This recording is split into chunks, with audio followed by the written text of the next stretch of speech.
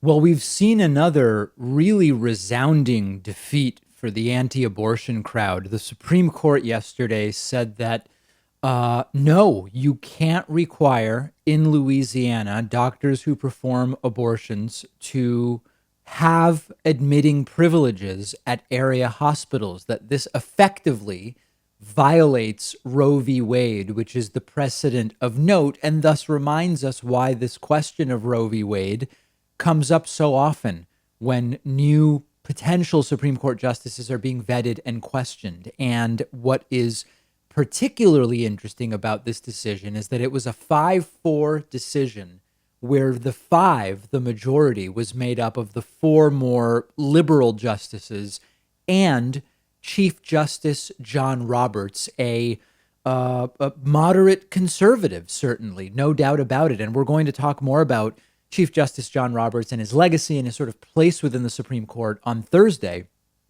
But for today, I want to talk about this decision. This really is an important defeat for the anti-choice movement that seeks to just ban abortion, make abortion illegal, despite the reality, of course, that banning abortion reduces legal abortion, maybe, at least in the state where it's banned, but it does not actually reduce the number of women who figure out a way to terminate a pregnancy. And that's another story that we've talked about quite a bit on this program. So the reason this is an important decision is that this is a common way to try to restrict access to abortion. The way it works in this Louisiana law that was struck down by the Supreme Court yesterday and in other states, the game that they play essentially is you don't ban abortion per se, but you require doctors who perform abortions to have admitting privileges at nearby hospitals. And the anti-abortion people say that this is that the reason you do this is, well, if a doctor performs an abortion and the patient needs to be hospitalized, it's important that the doctor have admitting privileges so that that doctor can continue providing care in the hospital for the hospitalized abortion patient. Now, all of this is part of the ruse that includes making abortion seem like a far more risky medical procedure than it actually is. So, a few realities that we should keep in mind. Number one, hospitalizations after abortion are very, very rare. Number two, even if one were necessary, a hospitalization, the patient would still be able to get care, even if the doctor that performed the abortion doesn't have admitting privileges at the local hospital. And number three, there are bureaucratic reasons that sometimes make it difficult for doctors who perform abortions to get those admitting privileges. So this is essentially a trick from the anti-choice crowd to make abortions more difficult to obtain and maybe to dissuade people from seeking them out in general. So understand how crazy this is. Five doctors in all of Louisiana provide abortions. Two of them have obtained admitting privileges, one in New Orleans and one in Shreveport. The Shreveport doctor says he can't handle all of the work alone. And a trial judge concluded that what this law in effect does is reduce Louisiana to a single doctor in a single clinic in New Orleans.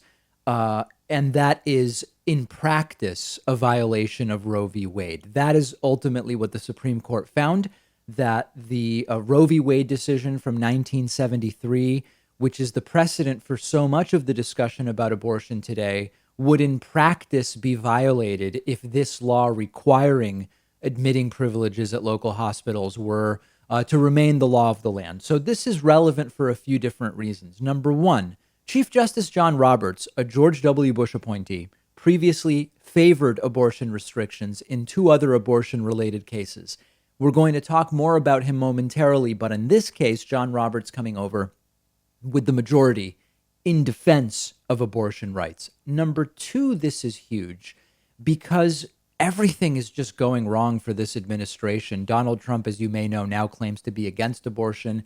He was in favor of a woman's right to choose, I believe, his first 67 or 68 years of life. His evangelical followers have fallen for it, hook, line, and sinker. I guess they believe Trump is now against abortion. And this is another decision that goes against Donald Trump's stated wishes if we believe that those are actually his wishes. Now, let's talk about Chief Justice John Roberts, because this is really, for me, the crux of the discussion that now is going on. On Friday, I'm sorry, on Thursday, I'm going to get into more detail about whether Chief Justice John Roberts is a moderate or a conservative. Of course, he was selected by George W. Bush. But what I really want you to understand about this decision and the decision on DACA last week, where John Roberts was also on the side of we're not going to remove DACA for the reason the Trump administration wants it removed. These are technical decisions. These are not decisions where John Roberts is coming over to the left, so to speak, on the merits of abortion or on the merits of DACA. What I mean by that is, in the DACA case, for example, the Trump administration just bungled their case. The Trump administration tried to end DACA by saying Barack Obama didn't have the authority to put DACA in place via executive order. The Supreme Court said that's not a good argument. The Supreme Court, John Roberts, they correctly found that Obama did not overstep authority, but it was not a decision on the merits of DACA. And similarly, with this abortion decision, John Roberts is saying, in a technical sense, the Louisiana law would violate the precedent set by Roe v. Wade. It's a technical decision. It's not a decision on the merits. Now, will we take it? Of course we will. But what's important to understand, I mean, look at even the LGBT discrimination case.